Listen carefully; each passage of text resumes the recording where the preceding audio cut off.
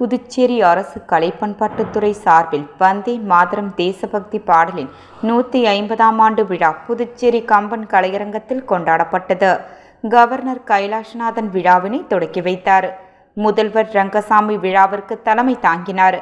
உள்துறை அமைச்சர் நமச்சிவாயம், கலை பண்பாட்டு மற்றும் குடிமைப்பொருள் வழங்கல் மற்றும் நுகர்வோர் விவரங்கள் அமைச்சர் திருமுருகன், சட்டப்பேரவை துணைத் தலைவர் ராஜவேலு, நாடாளுமன்ற மாநிலங்களவை உறுப்பினர் செல்வ கணபதி, சட்டமன்ற உறுப்பினர் அனிபால் கென்னடி, தலைமை செயலர் டாக்டர் சரத் சவுகான், அரசு செயலாளர்கள் கிருஷ்ணமோகன், முத்தம்மா, திருமதி ஸ்மிதா, பங்கஜ் குமார், கேசவன், முகமது ஹசன், ஆபித், விக்ராந்த் ராஜா, சௌரி முகமது யாசின், துறை இயக்குனர் முரளிதரன் மற்றும் பலர் இவ்விழாவில் கலந்து கொண்டனர்.